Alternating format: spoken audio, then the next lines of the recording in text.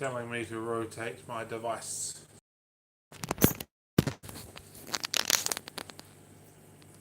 I mean, this is the right way to do it.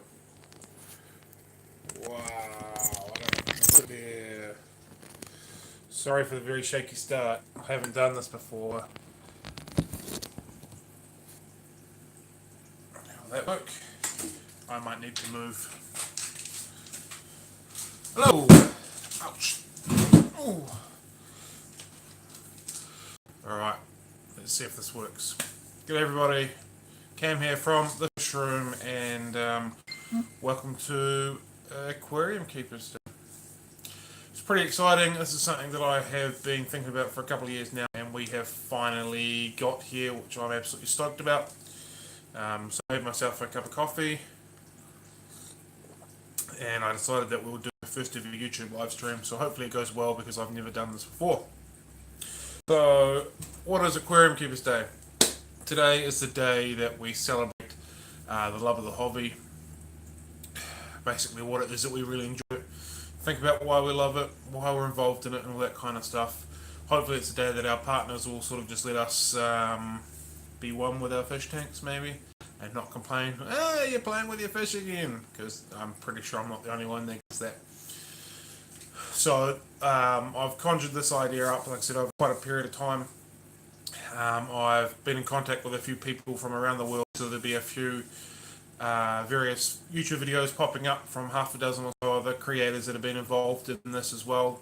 For me, we'll be releasing it today, and they'll be getting it as well later this afternoon. So hopefully in the next 24 hours or so, a few more videos popping up to do with Aquarium Keepers Day, and on our Facebook page we've also shared stuff about it. As well as there's been some few companies jump on board as well, so for the people that are involved in that, thank you very much. So because this is my first time around, I just thought I'd talk about my journey into aquariums and what it means to me. So 10 or so years ago, I was given a turtle, of all things. The turtle was given to me, had been living in a bucket for quite some period of time. Its shell was in horrible shape. It could hardly move. Every time it sort of walked, it had a massive limp on it. It was really unhealthy. It was really it was not very nice. It had been really neglected, and it was quite horrible. So a friend of mine saved it from somebody when he went on holiday and asked me if I fish or anything like that. So I got this aquarium for it. I bought it from a local tank builder here in Nelson, and I put it in the tank, and everything was cool.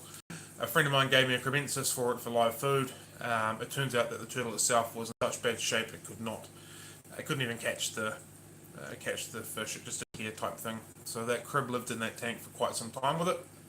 And one day I got a phone call from my neighbour, and they said, "Oh, we bought some fish, and we didn't realize that they were tropical fish. Do you have anywhere for them?" And I thought, well, I could put them in with the turtle because the turtle, mate, because the turtle's not eating the crib, so why not put them in here? So I chucked it in with the turtle. There was about 4 or 5 guppies, and I'm sure you can sort of tell how this story is in continue to go through. Now I've got some guppies, and then all of a sudden I start looking at my guppies. I'm going to set up a tank for the guppies. So then I had 2 tanks. I had my turtle tank and I had my guppies tank, and then all of a sudden I was bitten by the fish bug, as I'm sure many people have been bitten before. Before I knew it, I had about a dozen tanks floating around my house of various things. The guppies were gone pretty quickly, and I was really into African cichlids, and I had tanks and tanks and tanks of African cichlids. Hello! 3 people saying hi! Yeehaw! Anyway, so I had tanks and tanks of African cichlids, which really excited me. Next thing I knew, I had a 750 litre tank in my lounge. It was 5 foot long by about 800 by 800 or something like that. It was a really, really cool tank. Not even just under 750 litres, and it was full of African cichlids, and I absolutely loved it. And then next thing you know, I decided to convert a bedroom into a fish room. So I managed to pick up a couple of 6-foot tanks really, really cheap. So I had a couple of 6-foot tanks, and then I got myself some Oscars and some Red Devil and Jags, and so all of a sudden I was bitten with the American cichlid bug. So I had a big tank of Africans, I had a big tank of American cichlids, and I was fully into it. I thought, where else can I put some tanks? I moved some stuff around, and yep, managed to put another big 4 foot tank into a corner, and I turned it into a really big high-tech planted tank with a few fancy plex, and away we went. So now I've got African cichlids, I've got big brutal American cichlids, I've got a high-tech planted tank, and I've got fancy plecos. We're now in 4 different rooms in the house, and then I set up another rack of fancy plecos. They're just 2 3 foot tanks, and in them I had a group of zebra plecos and I had a group of Queen Arabesque plecos. I had not had them for very long, and overnight I had a massive crash, and all of my zebra plecos, which were 6 of them, and all of my Queen Arabesque died overnight. So that valued at probably $3,500–4,000 worth of fish, just like that. But it wasn't so much the price of the fish that got me, it was definitely the fact that I had lost what was absolutely stunning and beautiful fish. And that was kind of the moment that I went, well, what am I doing here and why am I doing this? It was quite a soul-searching moment. It is what it is. I moved on very slowly, and then can houses full handles. It's got a 1,000 litre tank sitting in the same spot now, so I'm okay with that. So I lost my zebra plecos, I lost my Queen Arabesques all in one night, and then I thought to myself, what am I doing here? And then I decided to build the fish room, which I am in now. So the room itself is a garage that I have completely converted. When I first started in here, I could not walk in from the front to the back. There was a 1979 Toyota Hilux in here. There was rolls and rolls of carpet. There was boxes. You could not walk from the front to the back, left to the right, top to the bottom. It was just full of junk. So it took me about 6 months to completely clear it out, and then we completely rebuilt it. We've essentially got a room inside my garage. We completely insulated it, and so this is how my fish room out here basically began. So I'd set this up. I had many tanks out here, and I was loving it. No, it's not on concrete, it's all on wood.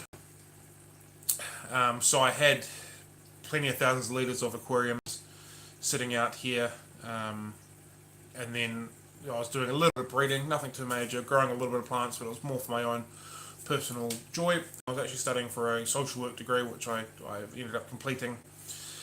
And on my second year, I was in an office by myself every Friday, and every single Friday I spent the entire day just looking at fish stuff. And it dawned on me that I didn't really want to be a social worker. I wanted to sell aquariums and tropical fish. So that's when we began to sort of develop the plan to go ahead with that. And I got my degree, and about 6 months after that, we opened a shop here in Stoke. It was a little shop. From memory, it was essentially a one-car garage that converted from about 12 metres to 4 metres across, from memory. When you first walked into it, on one side of it we had 2 racks of tanks, which is, you can see them now, 6, 7, 2 rows of 7, so 14 plus 3 on top, so there's 17 on each rack. So we had that going for our freshwater side of it. We had a large display tank on the right hand side, and out the back we had a small rack of the saltwater. And so we were in the shop for a while, and then unfortunately one day on my haste to leave the shop, we had semi-automatic water change set up. Turn the tap on and every single tank got a drip head, and then turn the tap off and it stopped. Unfortunately one day I forgot to turn the tap off, and I came in the next morning and it was a very, very eerie feeling. The room was cold, it's normally incredibly warm. And I walked in and my entire shop of livestock were dead. So this was a massive hit for us. Yeah, it was huge. It was quite a yeah. It's pretty hard to talk about still to this day. But we sort of soldiered on. And I had a couple of days of mourning, so to speak, and away we went again. A bunch more money into the business, and we were rocking again. Then a couple months later, my partner had a junior fish keeper, and so we had an employee in the shop, and unfortunately she did the same thing, and we lost all of our fish again. And that was the moment that we knew that we couldn't continue on in the shop. Well, we pretty much sunk way too much money into it, We'd lost too many fish to be able to rebuild a second time around like that. So physical shop, and now we're fully online. Yeah, the first time round was pretty hard. The second time round, I felt like I'd kind of been there, done that. I hit it hard in a slightly different way, but it was the first time around that really got me. So anyway, we went online. I completely gutted my personal fish room. I'm down to 2 tanks in my own house, and that's pretty much it. And yeah, I've got a couple of plant tanks behind me, and then the rest of my fish room is now dry goods. But for me to get my passion back in the hobby, I've decided that I'm going to keep a few tanks. So I've got a bit of a design, little thing set up that I'm going to go through, because there's no point in doing something you're not enjoying. And I love keeping fish, and I love aquariums, so I just want to have a little bit of a tinker space in here as well. So there'll be a couple of projects coming up for us keeping fish in here.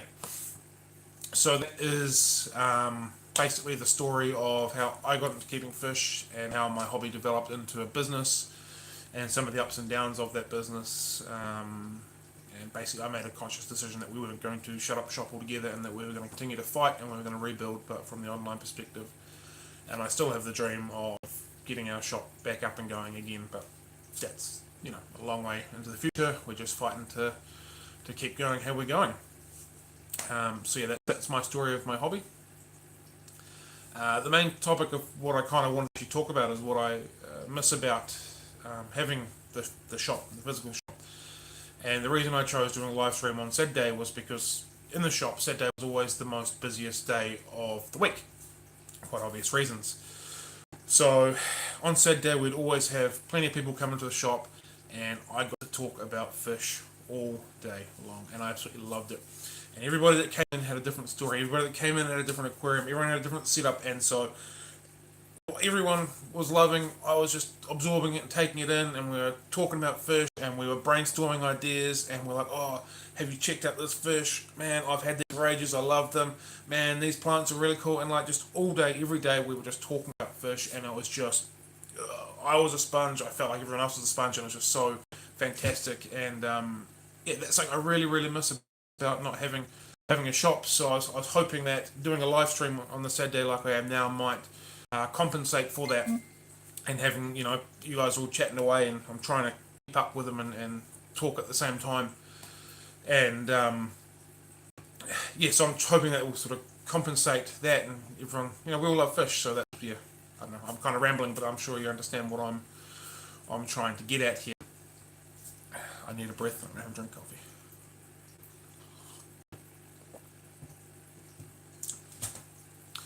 Yeah, so I don't really have much more to say, I don't think. I'm quite amazed that I've lasted 15 minutes and I feel like I was rambling. Oh, words. Thank you, Tash. I appreciate that. Oh, how do I keep them up? Oh, like that. All right. No, my 1,000 litre setup is not on concrete. It's fully on wood. And it has handled that for quite a long period of time. Aquariums on the same spot, and there's been no issues. Nothing's ever sagged or anything like that.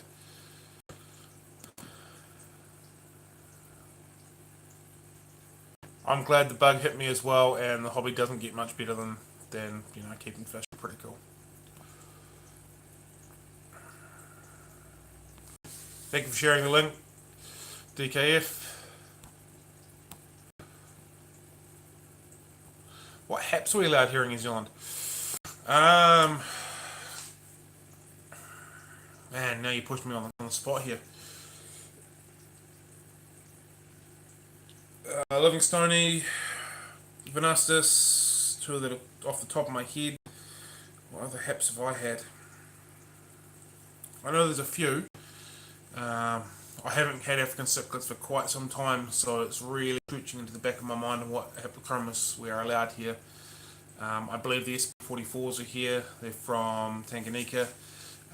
Victoria. Brown A haps are here again. They're from Victoria. They're one of my favourite Victorian cichlids. They're super cool. What other haps? I had a hap and peacock tank set up for a while, and I can't remember which ones were in there.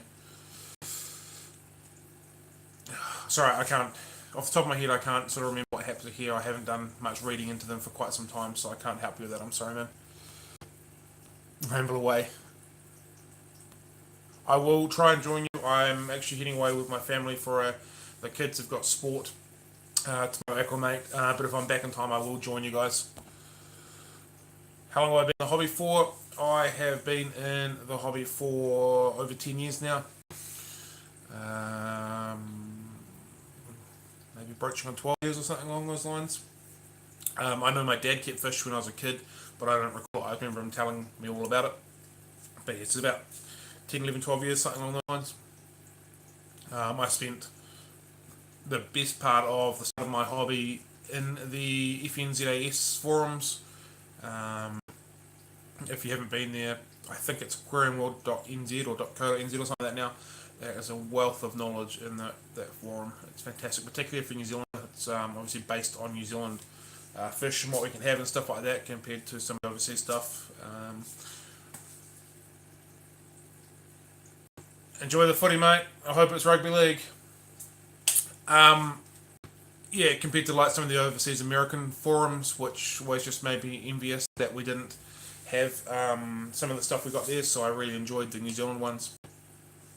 It's not to say that I didn't go over the American forums on a regular basis, it's just that I found that the New Zealand ones. Yep, eye biters, Emirates, giraffes, yep, of course. Yep, thanks for that list, Nathan.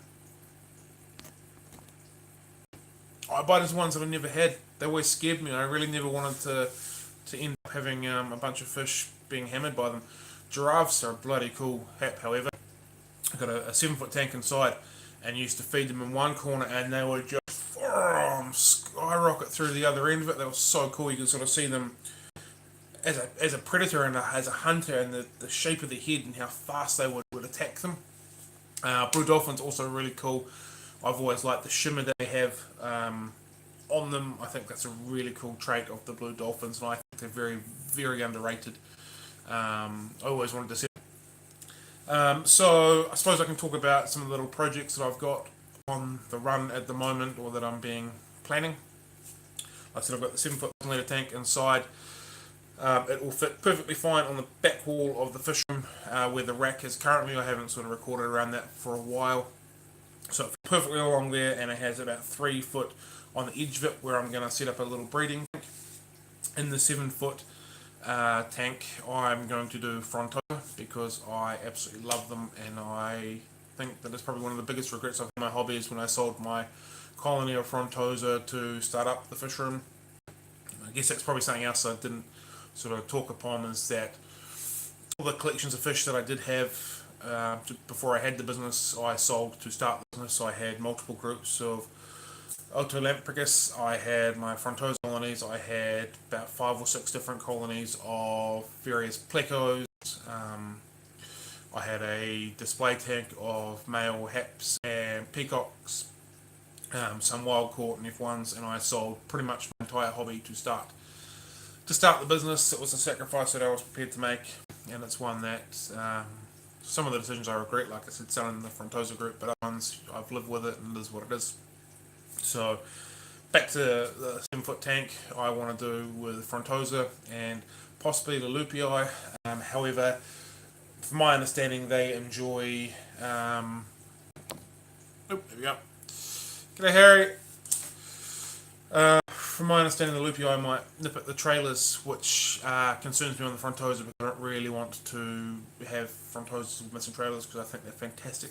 But the Geophagus, the Earth Eaters, when they have those beautiful trailers out the front, and they're just stunning. But anyway, that's kind of what I want to achieve with the Frontosa, so I might not go with the Lupii, but I think that blue and orange flash will work really well together. So I'm going to do a little more looking into it. Definitely the Fronties, but maybe the Lupies as well. So that's going to be the back wall of the fish room. I've got to sell the rack that I've got, and then I can move the big tank outside. I have been given permission to set up a smaller tank inside, so it's probably going to be a 5 or 6 foot tank, which I'm going to keep with the blackwater, which has got the angelfish and some plecos and stuff like that, which I've already got inside. And then along this wall here of the fish room, I'm going to set up a few 3 foot tanks or 2 foot tanks, and basically just have a little mini world in each aquarium, because that is what I really like. The fact that we're setting up this little ecosystem in this world, and fish and our plants and stuff, and to me that's fantastic. So that's kind of the plan, where we're heading in the future. Everything takes time. Every bit of money I've got has to continue to go back into the business to continue to keep it growing. So I am slowly but surely doing the rest of it. There might be a few videos coming up of me putting it all together. 350 litre all male African cichlid display, that's awesome. All male African tanks are beautiful. Yeah, but slowly but surely we're gonna, get myself have my hobby back, so to speak, which I already have. But I'm kind of getting at having the tanks up there, and part workspace with all the stock that we've got to move on, and then part my own playroom, which will also mean that I'll be able to do a few more videos for everybody on the various tanks that I've set up. But I would suspect that 350 might be pushing it for most apps. You might get away with some of them, but I suspect that might be a little too small on the footprint. Yeah, I understand, man. It's once you get hooked on something, it's really hard. I've always found myself to be quite an eclectic fish keeper. Like I said, I had Africans and Americans and high-tech planted and plecos and stuff all at the same time. I never really specialised on a particular style of aquariums. It's just, I like this, and I've just sort of gone and set up multiple tanks for it, as opposed to, plenty of people just do plecos or cories or plants or aquascaping or blackwater, and I mean that's all as well. There's plenty of people that have got heaps of knowledge when it comes to that as well. Excuse me while I scroll.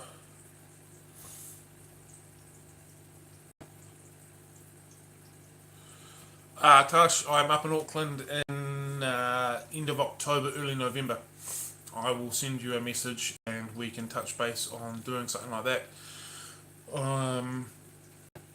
Yes, I think around the 27th is when I'm heading up to Auckland. Around the 2nd or so of November is when I'm heading back. I'm hoping to see 3 or 4 different aquarium shops and record them.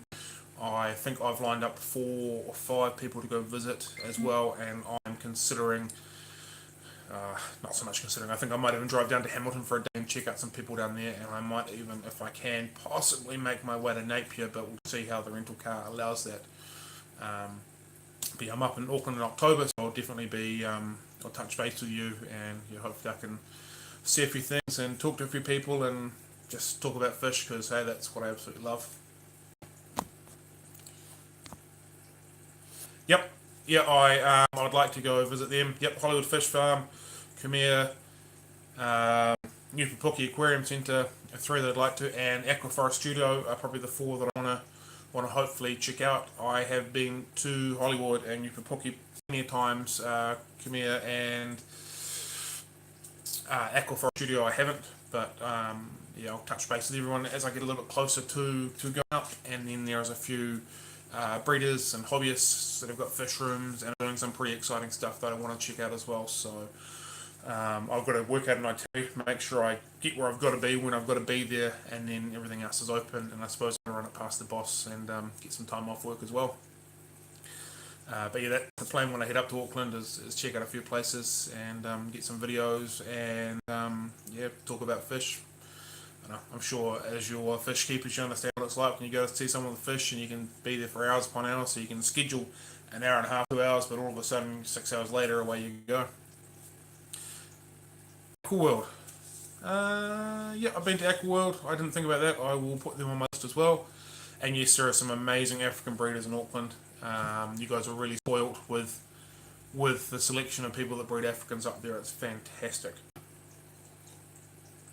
There's also some pretty dedicated mini fish breeders up there as well, with corridoras and stuff like that, which is pretty exciting as well. I think the hobby being the hobby, there's always plenty of people that are breeding stuff, whether they're intentionally breeding or not, and then you get these gems that are just, that's what they do and that's what they love, and breeding's their thing. But you can keep fish of sort of styles of fish, and then you can keep, I'm a breeder, I like to set up aquascapes, I like the setting up process, I like the ongoing maintenance process. I want to have an aquarium, not add anything to it for 10 years. And like even within every style of fish or plant that you're keeping, there is another subset of that as well, which I think is fantastic as well.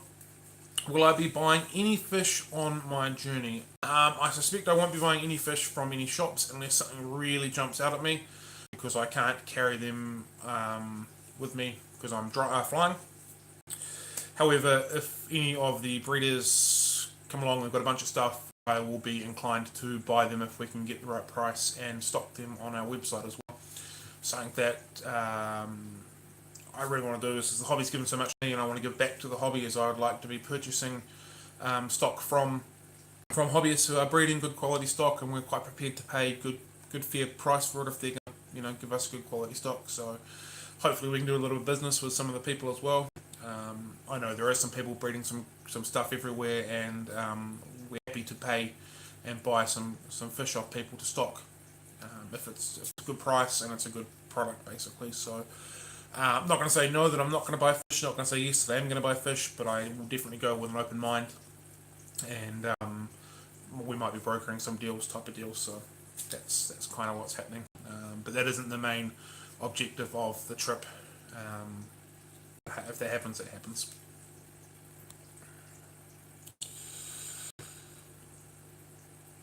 Cool, I might take you up on that, Tash, thank you. Staying at your place when you're up here. The second person that has offered me a bed was fantastic. It makes a fish trip real cheap.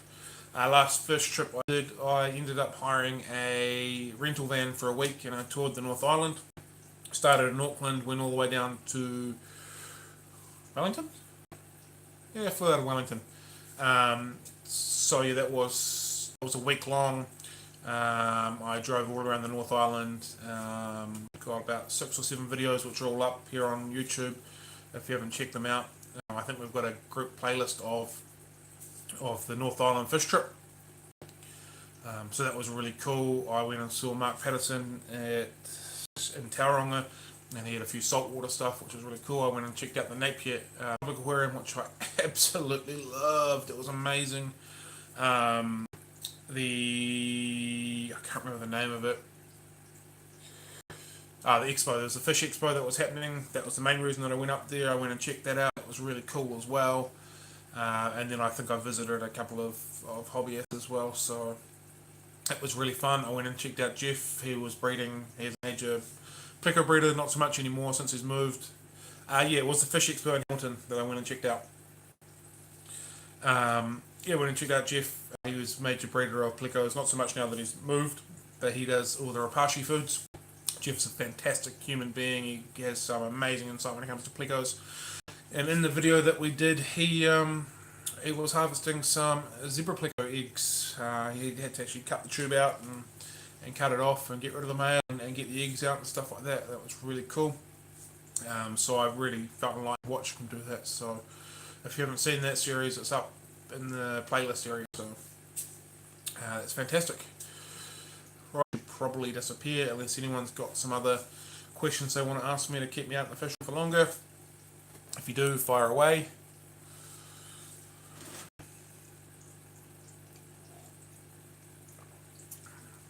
I'll just run through these and make sure I've got everything.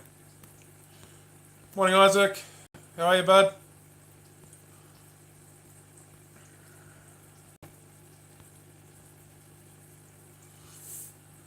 Oh, Portugal. Hello. Awesome. I think I've got all the hobbies, all the questions.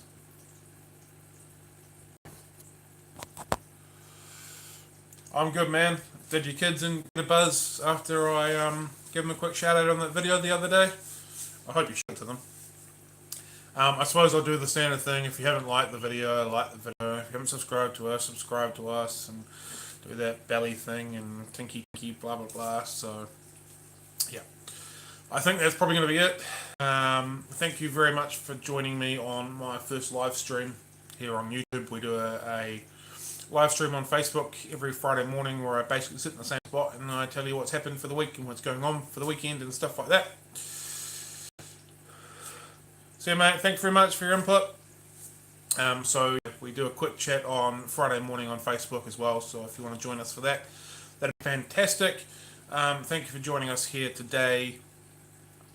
If you want me to do it more often, let me know, and I'll see if I can sort of schedule it into my weekly rotation, doing one here on a Saturday morning or something similar. Alright guys, I'm out here. Have a good one. Happy fish keeping. Catch you later. Enjoy Aquarium Keepers Day. Right, how do I stop this? Uh-oh. How do I stop it? How do I stop it? Nope. Nope.